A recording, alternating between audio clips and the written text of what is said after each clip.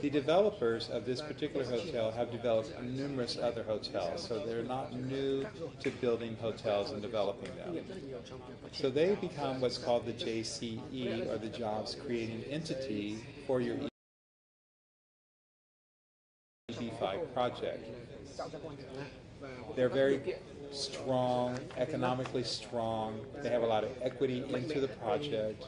They don't necessarily need to have EB5 investment for their capital stack, but it makes it nice to have it because they want to bring in or allow opportunity for 56 investors to come into the U.S. through this project. Now, the NCE, which is where the EB5 investors would invest, we do things a little differently with A-list partners than a lot of other EB5 developers do. Typically, an EB5 investor will invest directly into the project. The problem with that is some of your projects are good and some of your projects are not good. And an EB5 investor risks their money when they make that investment, and they're dependent upon that developer to deliver exactly what they said they would do. The way we organize our EB5 investors, they are actually investing into a security that is filed with the Securities and Exchange Commission of the United States of America. So the security then becomes the equity partner in the Westin development.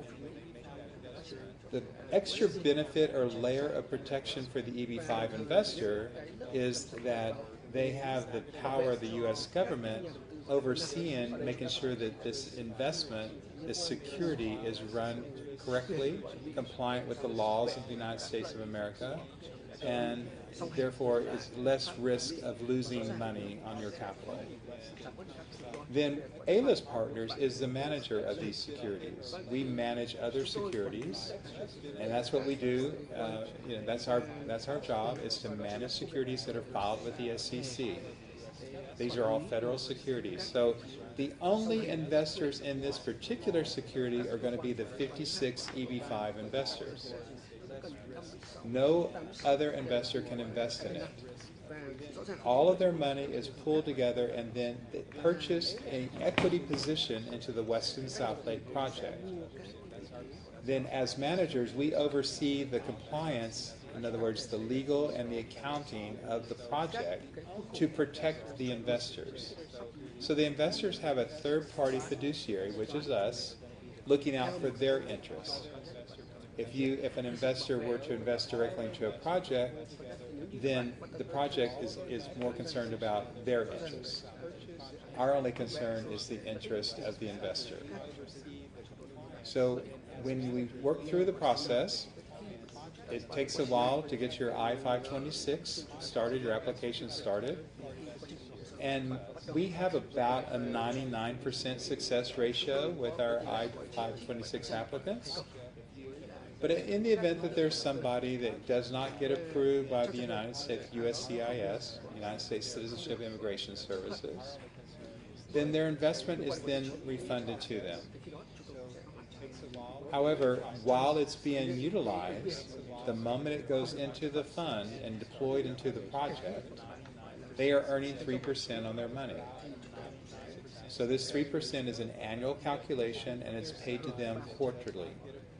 So they will get a check, a distribution of income that will either be sent to them back to their state of origin or their country of origin, in this case Vietnam, or if they elect, we can help them, Ms. Kathy with the Texas Vietnam Chamber of Commerce can help them open a bank account in the United States, and their distribution or their income can go into that bank account.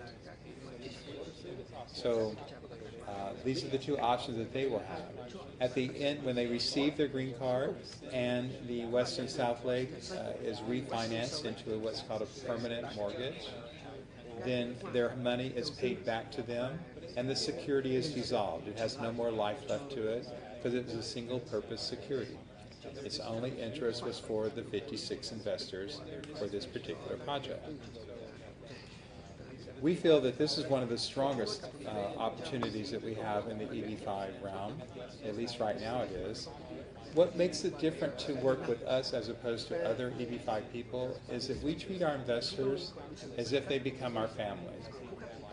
And we want to help you navigate your movement into the United States every way we can, whether it be helping you locate the best schools for your children, locate the best housing for your family, locate the best medical care. Whatever it is, we work with you. We just don't take your money and put it into a project.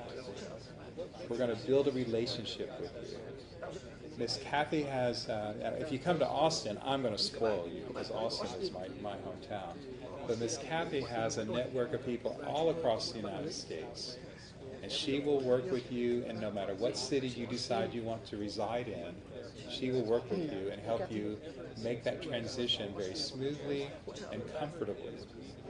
And that's the biggest difference that we have, is that, one, we're very conservative on our projects that we accept into the EB5 program. Secondly, our EB5 investors are a very small percentage of the total capital used to build the project. In this case, it's of roughly 33%.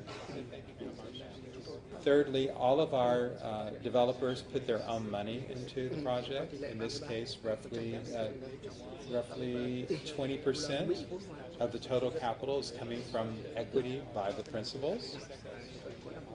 And then the rest of the money is from a loan issued by a U.S. bank. So it's a very strong project financially. Its risk of failure is almost minimal to nothing. Therefore, we feel very comfortable offering this to you as an investment opportunity to make sure that your money is in a safeguarded place, so that at the end of the project, not only do you receive your grant loan, you also receive your money back, and you're paid 3% per year while you're going through the process. And that makes us a little different than most other EB5 programs out there. We know that you're hit every day with an EB5 opportunity, but there are very few that operate to the level that we operate on, because we're very concerned about the people more so than the money. And that's our focus, is you. You become our friend, our investor, and we protect you. And that's the biggest difference between us and other people. Bây giờ thì xin các bạn gửi câu hỏi lên để chúng tôi có thể trả lời trực tuyến với quý vị. Những câu hỏi nào liên quan đến dự án, hoặc là tất cả những câu hỏi gì liên quan mà các bạn muốn được trả lời, thì xin mời các bạn đặt câu hỏi. Có thể gửi lên để chúng tôi trả lời trực tuyến luôn ạ.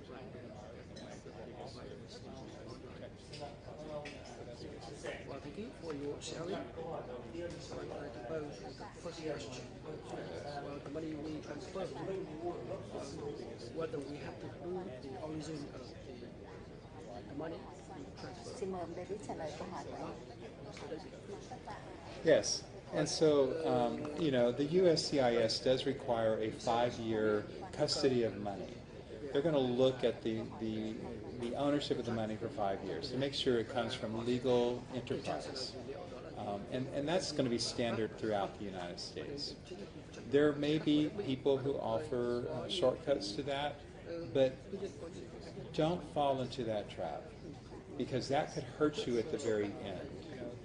It could hurt you because you could end up going through the process for a year or two, and then the USCIS say, no, we don't like the source of your money. We're going to work with you before you make your investment. Before you send money to one of our projects, we're going to help you with that chain of custody to make sure that you pass that 5-year program, because that's very important. And we don't want you putting money into something that is going to end up causing you discomfort. Okay? Mời các bạn hỏi tiếp ạ.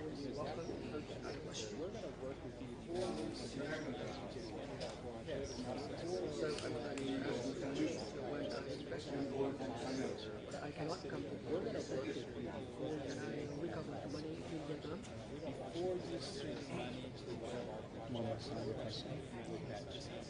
When we invested in this partner, when we cannot approved by our partnership to withdraw from Vietnam, how we can withdraw the money? Okay. So if your I-526 application is not approved for some reason, then yes, we have mechanisms in our legal documents that state that you can request that your money be sent back to you. It's always going to come back to you at the very worst case, the end of the project. And you're going to earn that 3% during that time. You're treated like an investor. But the way that it works for our case is that if you're denied your application, we immediately replace you with another EB5 investor. Now, mind you, we are so conservative on underwriting. This particular project allows for 851 jobs, okay? Which means we could have 85 EB5 investors, but we're only allowing 56 to come in. So that we have a number of investors that would be on our wait list. So if an application is denied, then we certainly can replace that investor with a new investor, meaning their money comes in and your money goes back to you.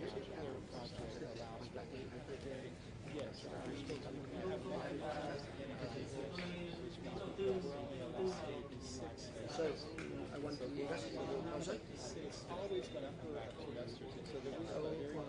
How long, how many years I can recover my capital? So with the money I want to transfer, can I transfer directly to your corporation or it should go via the third party? Okay, good question. So when you invest into what's called the NCE, which is the entity that has the asset that you're investing into, you invest directly into that. That is the security that's filed with the SEC, meaning you would wire your money from bank into that account directly. And then that account then invests the money into the project and controls and audits that project and makes sure that the project is performing as it says it's supposed to. Our agreement with the project is so strong that if they make a mistake and they don't pay our investors, we have the right to come in and take over the project and finish it. Again, we're protecting our investors. Very few people do that. If the project goes down, a lot of times, the investors lose their money, and that's a sad reality. We don't allow that to happen. Now, how long does it take? That depends upon your application process, because every individual is different. It may take you 3 years, it may take you 4, it may take 5, however long it takes for you to get through the application process. Once you have your green card, then the entity can return your capital, because the USCIS says as long as that application is open and pending, your money has to be invested. It can't just sit in the account. It has to be working. But very seldom do I see anyone getting approved in less than 3 years. It usually takes 3 to a total, depending on what country of origin. For example, China takes 6 or 7 years because their government is slower in processing applications. I think Vietnam, Ms. Kathy, is in the 3 to 5 year period. Is that correct? 2 to 4. 2 to 4 year period. 2 to 4 years here in Vietnam. And so once you receive your green card, you are eligible to receive your money back. And believe me, the job creating entity, the developer, the project, would love to have your money back because they don't want to have to pay interest on that money. So some people are going to get out earlier than others, because if we bring someone from China, they're going to have to stay in for 5, 6 years. If we bring someone from, say, Brazil, they're going to have to stay in. But once you're in, it doesn't matter about the other investors. All that matters is you and your application. And as fast as you're able to process through the system, it's all an individual thing. No other investor can hold you back. And that's very important to know. Very important to know.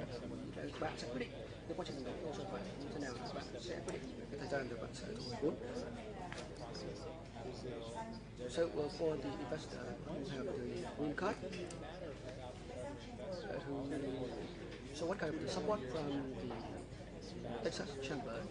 So in order to become the member of the Texas Chamber, Cảm ơn em đã cho are there any Texas Chamber requirement? cơ hội để So thank you for trả your lời question. cho em và các bạn. To respond to and the other. Sở dĩ chúng tôi đứng ra bảo trợ cho những dự án EB5 ở Việt Nam ấy là chúng tôi có thể tự hào rằng khác với những cái công ty tư vấn khác là khi các bạn bắt đầu đầu tư hoặc đã đầu tư xong thì bên Mỹ chúng tôi hỗ trợ toàn diện.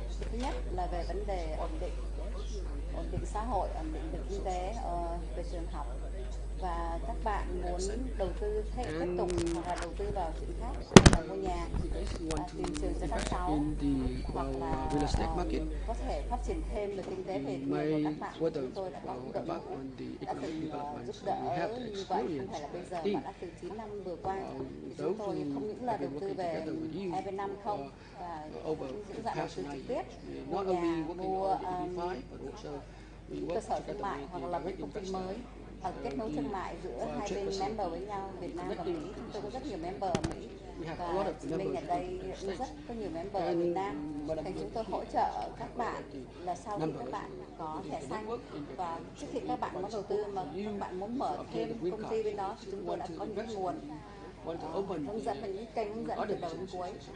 Khi mà người ta nói câu là đất lạ quên người thì chúng tôi đã từng qua những cái đấy rồi, những mấy chục thập niên trước, mấy thập niên trước thì chúng tôi biết rằng xứ lạ quên người để mà sinh sống nó rất là bỡ ngỡ nếu các bạn không có những người ở bên đó có kinh nghiệm như chúng tôi thành lập công ty là xe đồ cái chỗ nhà ở và các cháu học hành như thế nào, thì nó cũng rất là bỡ ngỡ. Và Mỹ nó lớn lắm chứ nó không phải như Việt Nam mình ở đây đâu.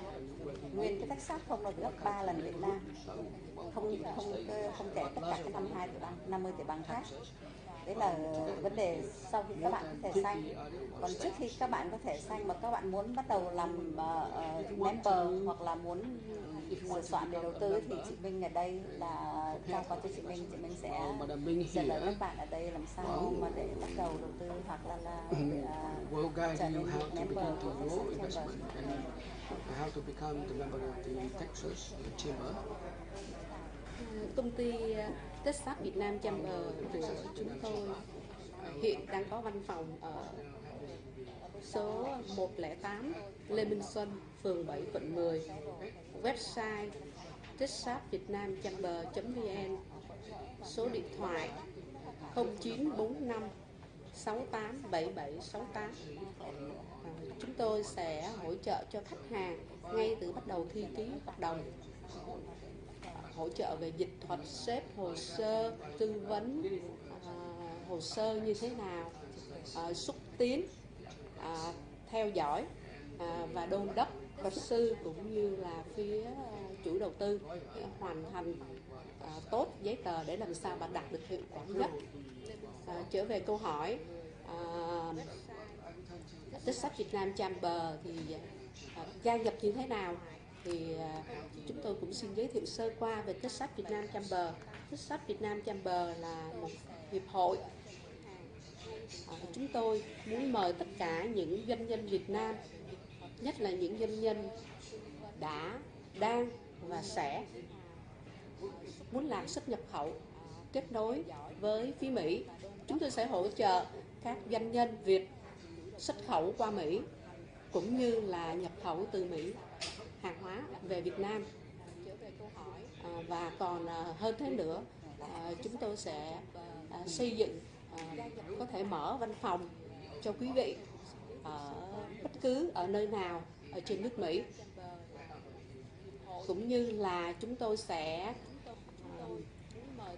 cầm tay chỉ việc, sẽ mướn nhân công, tư vấn thuê nhà xưởng, tư vấn về thuế, luật thuế cũng như về kế toán cho doanh nghiệp, để làm sao mà doanh nghiệp có thể mà dùng văn phòng ở nước Mỹ làm bàn đạp và tiến ra thế giới, cũng như có thể là quay về Việt Nam với một cái thương hiệu có uy tín hơn. Đó là công việc của chúng tôi.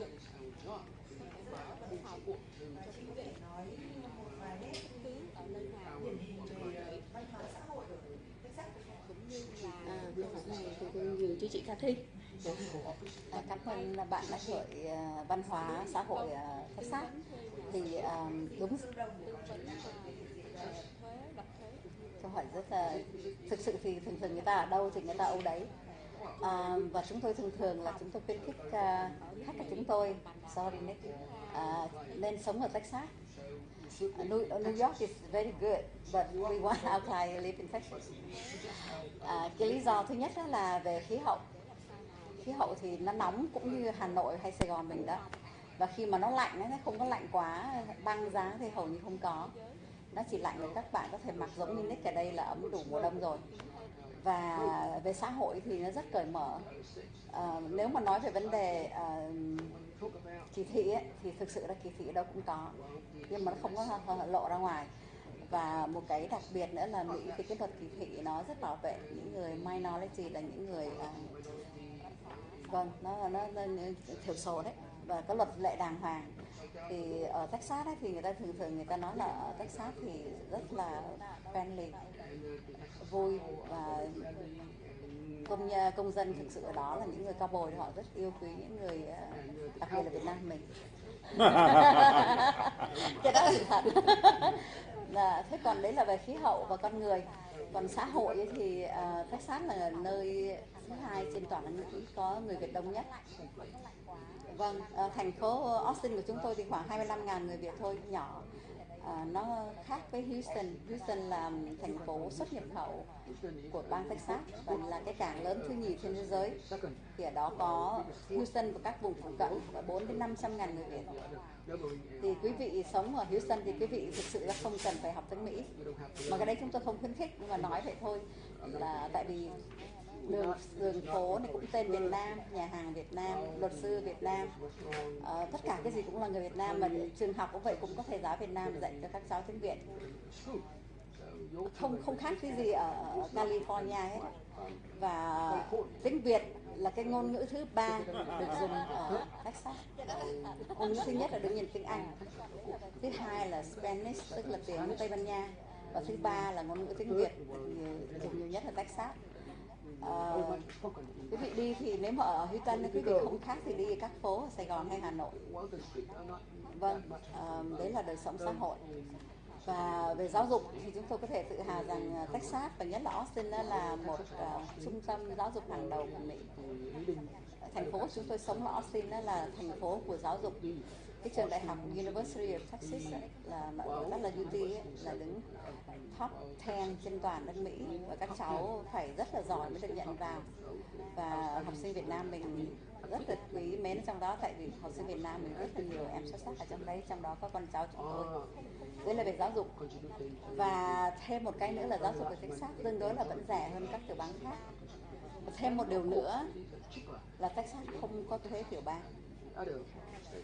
Ở các tiểu bang khác, sau khi quý vị đóng thuế liên bang xong, quý vị phải đóng thêm thuế tiểu bang. Đó là cái gánh nặng. Mà thuế má ở Mỹ là các bạn cũng đã hiểu rồi là nó rất nặng. Thì Texas phải nói là họ giàu có, thành họ không cần thuế của quý vị và chúng ta. Đấy. Thêm một điều nữa về Texas thì cái ngoài là kinh tế, xã hội, giáo dục ra, con người ra, thì Texas thêm một điều nữa là nó rất là rộng.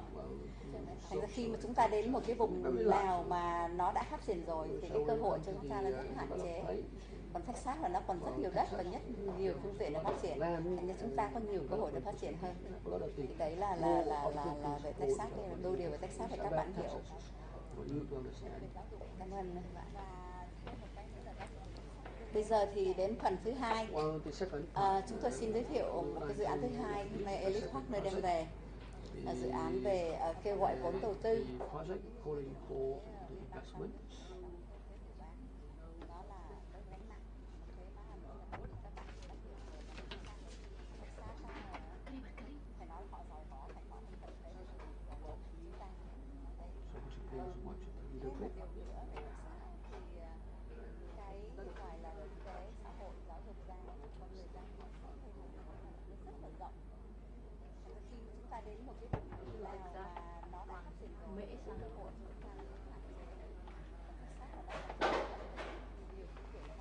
Và những cái cơ sở thương mại. Thì hôm nay Elite Partner đem đến cho quý vị một chương trình rất là tuyệt vời. Thấy ý của tôi là 10-12%. Khi mà nói đến lợi suất cao thì thực sự Việt Nam mình lợi suất cũng rất là cao.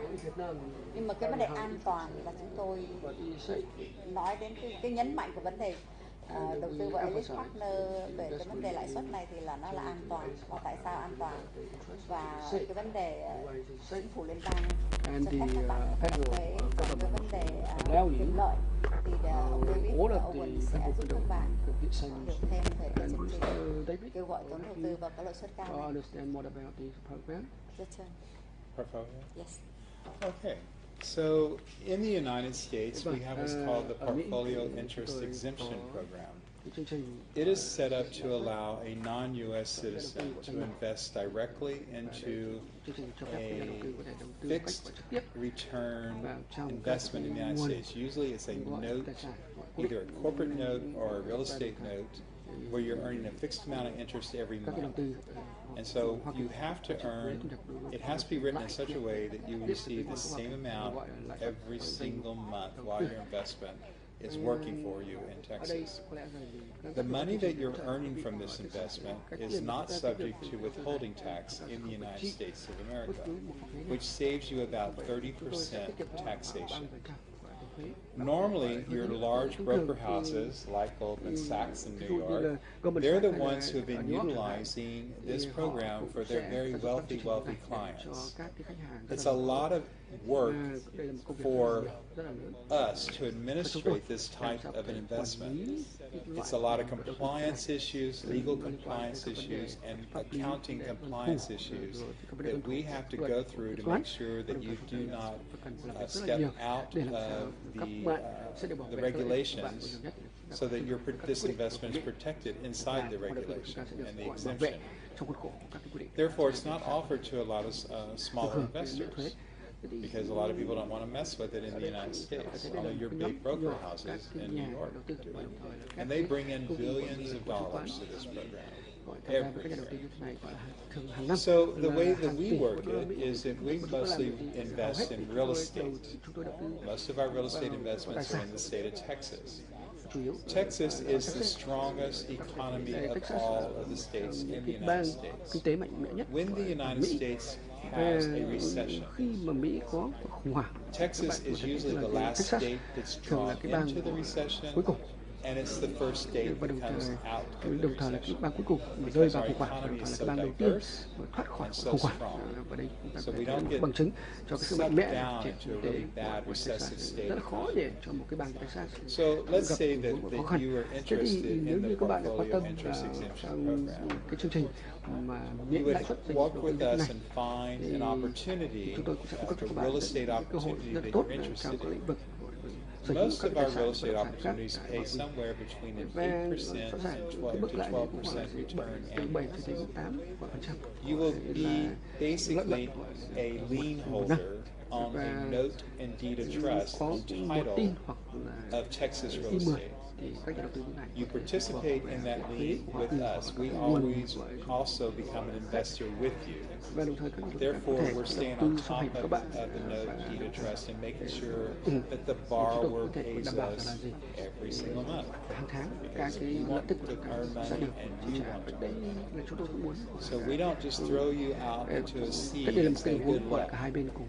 You invest with us on a note deed of trust. In other words, your name is going to go on the lien against the title of the property. There's your security. It's very strong security. So the program is real simple. You have an interest, you tell us you have an interest, you say, I think I have X number of dollars that I would like to put to work in the United States. We send you opportunities for you to consider. And then if you like one of those opportunities, we start talking to you about doing the legal work with us, of moving your money in and getting your name onto the note deed of trust, so that you have the collateral or the title of the property to collateralize your investment. Again, our rates of return are anywhere from 8 to 12%. Sometimes they get a little larger. And it's just the way that people work in the United States. They're willing to pay more for money than they are in other countries. cái So, lợi nhuận because a lot of của chúng times ta có được they're từ sự đầu tư của bạn thường cao hơn so so với they're lại willing rất to nhiều pay more các because they cái move fast quốc gia khác. A lot of these notes are going to be anywhere from 1 to 3 years. They're Và ở short-term đây investments. đây là khoản đầu tư ngắn hạn từ 1 So then đến the 3 năm. money is returned to you.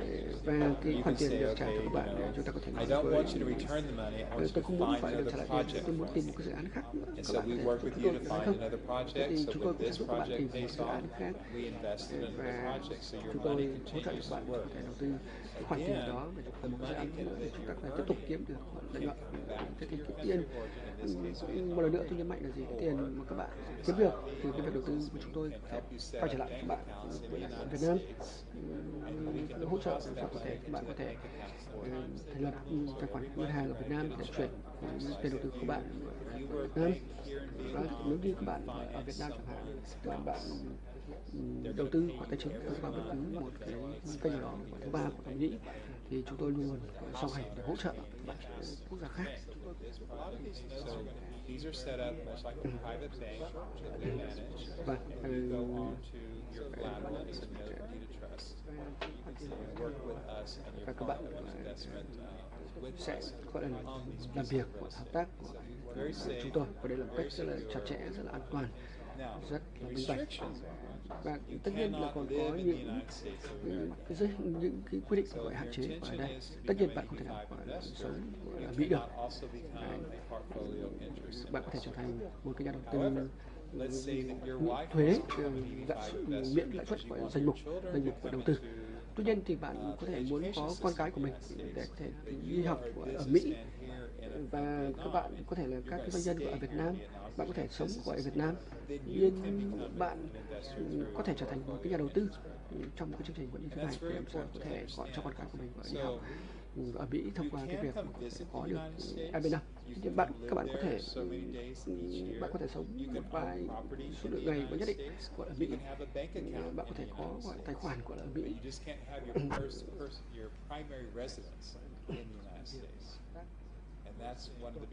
Và đây là một trong những hạn chế của của cái chương trình này. Đây, cái hạn chế khác nữa là gì? Bạn cũng không thể nào sống cùng với lại gia đình của mình.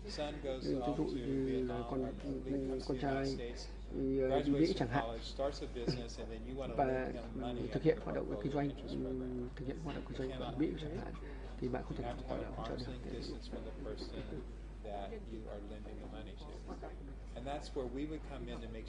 Và ở những cái khía cạnh này thì chúng tôi cũng sẽ song hành cùng với lại các quý vị để làm sao có thể hỗ trợ quý vị để làm sao có thể thực hiện được hoạt động hỗ trợ và tài chính cho những người thân của mình khi vào đầu tư ở bên Mỹ.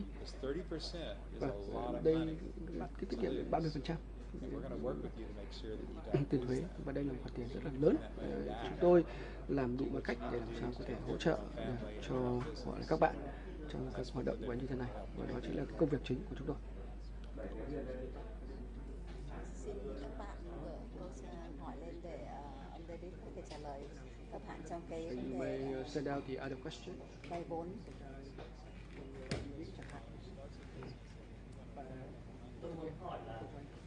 So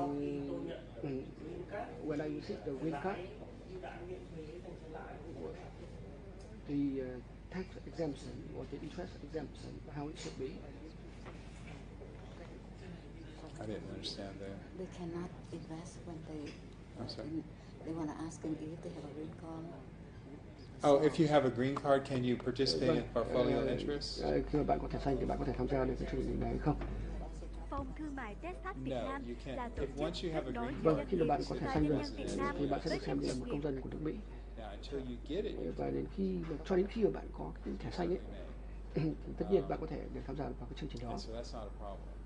But once you receive Nhưng your mà khi green mà đã card, nhận cái thẻ xanh you're rồi, considered a resident. thì khi đó bạn sẽ được xem như là một công dân của Mỹ, và chắc chắn là bạn sẽ không hội tụ cái điều kiện để có thể tham gia được cái chương trình miễn thuế lãi suất dành đầu tư nữa. Như chúng tôi không được đầu tư, dành riêng cho người nước ngoài thôi. Vâng, thành ra người nước ngoài được ưu đãi trong vấn đề này, chúng tôi không được. Thuế má này kia thì đó diễn ra rất nhiều vấn đề. Chương trình này là chính phủ liên bang là dành riêng những người nước ngoài. Thế này rất tốt cho các bạn để tham gia ở chương trình này.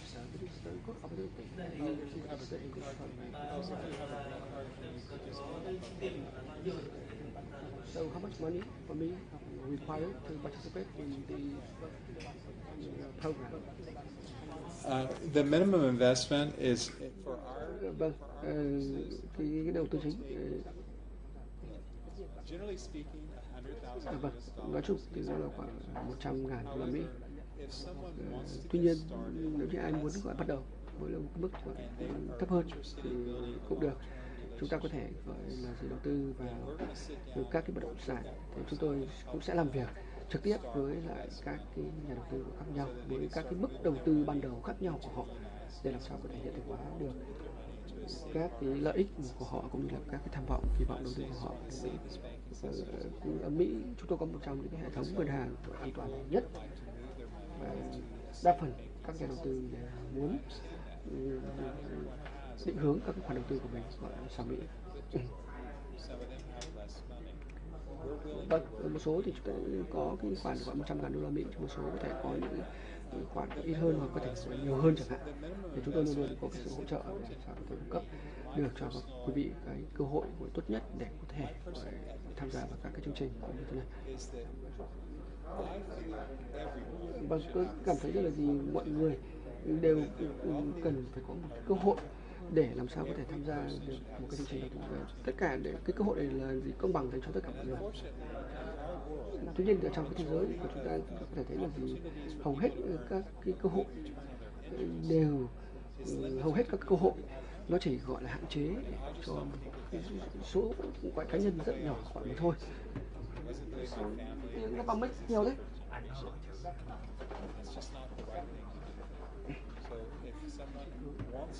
Vâng, nếu như ai chúng ta muốn thực hiện hoạt động như thế này với những cái khoản đầu tư của mình, thì tôi cũng sẽ rất vui để có thể làm việc trực tiếp được với các cái nhà đầu tư gọi tiềm năng này. Vâng, đối thiểu ở đây là gì 2.000 đô la Mỹ.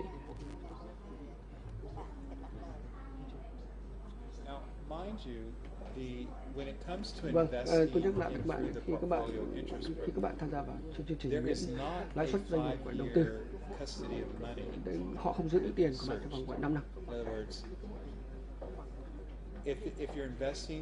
Nếu như bạn đầu tư gọi thông qua các cái tập đoàn chẳng hạn, chúng tôi sẽ cần các cái con số thống kê cũng như là gì, các cái số liệu văn bản pháp lý gọi là Việt Nam, và đồng thời là đảm bảo rằng là cái hoạt động kinh doanh là hợp pháp. Còn nếu như các bạn đầu tư với tư cách gọi cá nhân, thế thì chúng tôi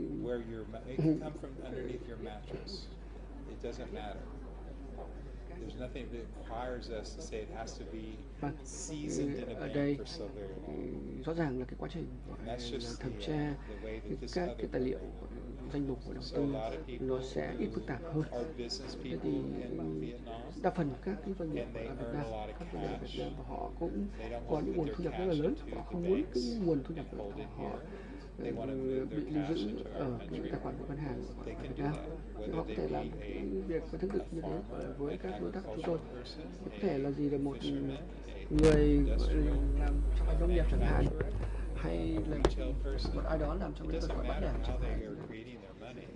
Không bất luận là họ bỏ tiền đến như thế này, thì họ có thể tham gia vào trong một cái chương trình như thế này với chúng tôi, và họ có thể gọi là những tiền của họ mà tất nhiên không có bất cứ một cái giới hạn nào đối với lại những trường hợp như thế. Và tất nhiên khi mà các bạn có tài khoản ở Mỹ, và không ai có thể không ai được tiếp cận tài khoản như thế của bạn trừ gọi bạn ra. Tất nhiên trong những trường hợp chúng ta có vấn đề với lại chính phủ chẳng hạn, một số những lĩnh vực khác nhạy cảm, thì đây là tiền của các bạn và nó được bảo vệ bởi hệ thống ngân hàng của chúng tôi, là hệ thống của pháp luật của Mỹ. Have you got any other questions? Bộ phận kỹ thuật còn câu hỏi nào từ các bạn ở dưới trực tuyến gửi lên không? Vâng, thế thì Chúng tôi xin tạm kết thúc nơi đây trong buổi hội thảo trực tuyến này và xin hẹn với các bạn nhiều chương trình trực tuyến khác nữa và các nhiều những dự án khác. Rất là cảm ơn các bạn đến và đã theo dõi trong trực tuyến hôm nay. Xin chào.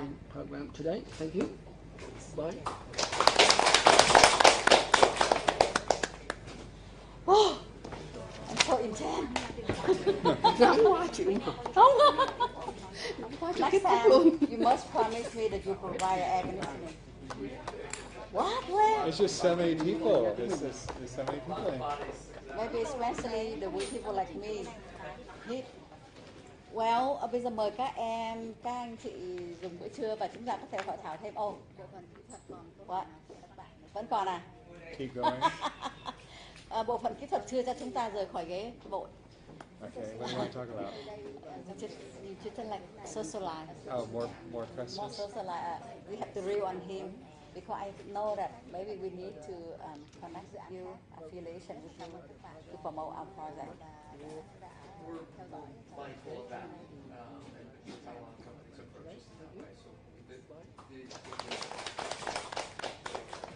Ra được đáo hạn với thời gian tạm trú ở Mỹ lên đến 7 năm. Tuy nhiên thì bên cạnh đó cũng còn nhiều thách thức đặt ra đối với các nhà đầu tư Việt Nam. Mời quý vị cùng theo dõi phóng sự ngắn sau đây. Bộ Đầu tư và Di trú của Mỹ chấp thuận bản thân nhà đầu tư cùng với vợ, chồng hoặc con cái dưới 21 tuổi sẽ được phép vào Mỹ để làm việc. Người đàn bà này là HOTC Nguyễn, một trong những Việt kiều sinh sống ở thành phố Austin, tiểu bang Texas, Mỹ nhiều năm. Bà làm dịch vụ tư vấn thẻ di trú và đầu tư xuất nhập khẩu theo chuỗi. HOTC Nguyễn cũng rất hiểu tâm lý của người Việt là mong muốn an cư, lạc nghiệp.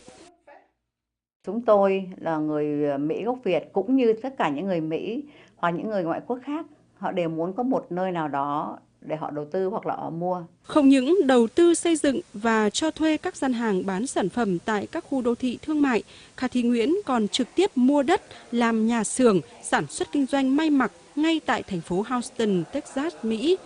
Bà kỳ vọng những sản phẩm do bà làm ra có xuất xứ từ Mỹ sẽ sớm được nhập khẩu về Việt Nam. Công ty Lucky Soil của HOTC Nguyễn đầu tư hơn 6.500 m² tại trung tâm thương mại quốc tế Hawin nằm trong khu bán xỉ quan trọng của thành phố Houston, tiểu bang Texas.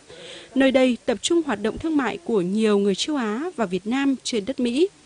Và để chuẩn bị cho chuỗi dịch vụ tư vấn di trú, tư vấn đầu tư xuất nhập khẩu vào thị trường Mỹ, HOTC Nguyễn đã trở về Hà Nội, thành phố Hồ Chí Minh của Việt Nam để xúc tiến khách hàng. Tôi chung cảm thấy rằng là môi trường ở Mỹ là một môi trường giáo dục và có môi trường giáo dục và y tế rất là tốt, và tôi hy vọng rằng là việc nhập thẻ xanh này sẽ tạo điều kiện cho các con cái của chúng tôi có thể học ở Mỹ. Thứ nhất là về mặt miễn phí. Tuy nhiên, điều quan trọng nhất đối với các nhà đầu tư và doanh nhân Việt Nam vẫn là cần nắm rõ nhu cầu của thị trường, những quy định nghiêm ngặt của luật pháp Mỹ, từ đó mới có thể định cư tại Mỹ để làm ăn, buôn bán. Lần này về Việt Nam, Lucky Soil chúng tôi kỳ vọng rất nhiều và các doanh nhân Việt Nam sẽ đầu tư và trao đổi kinh tế xuất nhập khẩu từ Việt Nam đến Texas nói riêng và toàn Mỹ nói chung. Trong bối cảnh đàm phán Hiệp định Đối tác Kinh tế Chiến lược Xuyên Thái Bình Dương TPP đang dần có kết quả tốt, thì trong tương lai gần, quan hệ thương mại Việt-Mỹ sẽ ngày càng phát triển. Cùng với kênh đào Panama sẽ được hoàn thiện nâng cấp vào năm 2016, giúp cho tuyến hàng hải đến tận vùng Tây Nam nước Mỹ, trong đó có tiểu bang Texas. Những yếu tố này mở ra thêm nhiều cơ hội cho nhà đầu tư và doanh nhân Việt Nam giao thương giữa Việt Nam và Mỹ đối với các doanh nhân Việt Nam.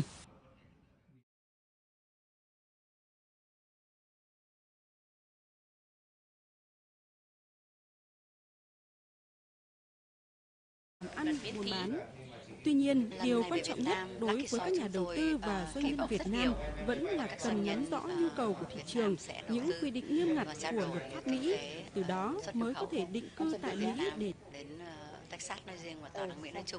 trong bối cảnh đàm phán Hiệp định Đối tác Kinh tế Chiến lược Xuyên Thái Bình Dương TPP đang ăn buôn bán tốt, thì trong tương lai gần, quan hệ thương mại Việt-Mỹ sẽ ngày càng phát triển. cùng với kênh đào các doanh Panama nhân sẽ được hoàn thiện nâng Việt cấp Nam vào sẽ năm đầu tư 2016, và trao đổi giúp kinh cho tuyến tế hàng hải đến xuất nhập tận khẩu vùng Tây Nam nước từ Việt Mỹ, Nam trong đó đến có tiểu bang Texas nói Texas. riêng và toàn Mỹ nói Những chung. yếu tố này trong bối cảnh đàm phán hiệp định đối tác kinh tế chiến lược xuyên Thái Bình Dương TPP đang dần có kết quả tốt và Mỹ, thì trong tương lai gần, quan hệ thương mại Việt-Mỹ sẽ ngày càng phát triển. Cùng với kênh đào Panama sẽ được hoàn thiện nâng cấp vào năm 2016, giúp cho tuyến hàng hải đến tận vùng Tây Nam nước Mỹ, trong đó có tiểu bang Texas. Những yếu tố này mở ra thêm nhiều cơ hội cho nhà đầu tư và doanh nhân Việt Nam giao thương giữa Việt Nam và Mỹ đối với các doanh nhân Việt Nam. Tới dự án Westin, các nhà đầu tư của EB5 chúng tôi cũng sẽ ở Sài Gòn, và chúng tôi cũng có phần bài của trình bày. And these will be videotaped, and there will be the developers of the project will be there answering questions about the development. There will be immigration attorneys there. I will be there. Kathy will be there, and we'll be answering questions about how, from beginning to end, how an EB5 investor would be treated and how they go through the process. That's going to be videotaped, and then Ms. Mead is going to put it on our website, the Texas Vietnam Chamber website. It will be on the Texas Partners website, and they can go look at it at any time. It'll be about a 2-hour presentation. Now, you can also, if you're interested in the portfolio interest program, you can email the Texas Chamber, and they have our collateral marketing pieces that have been translated into Vietnamese, and they can email that back to you. But you can also go to the A-List Partners website, and you can download or view many videos that I made making this presentation in many parts of the world.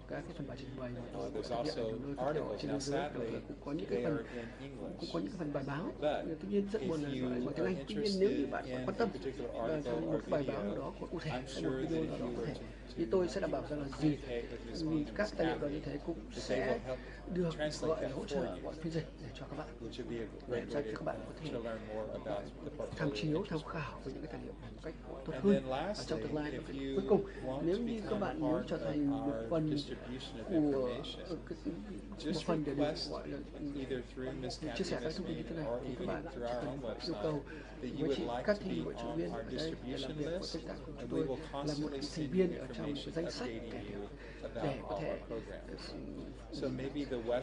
phát những cái tài liệu như thế này, thì các bạn sẽ nhận được một cách tự động. Tất nhiên với chương trình này các bạn chưa phải là thành viên thì các bạn chưa có cái tài liệu này, nhưng mà trong tương lai thì các bạn trở thành thành viên thì các bạn sẽ nhận được cái tài liệu này, và các bạn ở trong một cái danh mục, một cái danh sách để sẽ được chia sẻ những tài liệu như thế này, thì các bạn sẽ là những cái người đầu tiên trước hết không ai khác để có thể tiếp cận với những các cái tài liệu, các thông tin quý báu như thế này. Rất cảm ơn.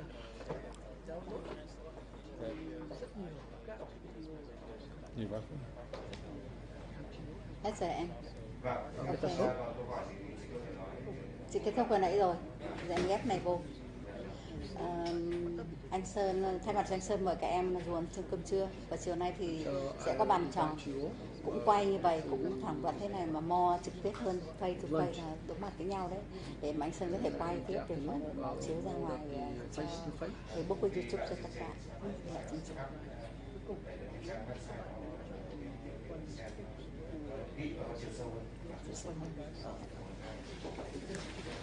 Ăn trưa ở đâu? Sơn nói với các bạn ở đâu?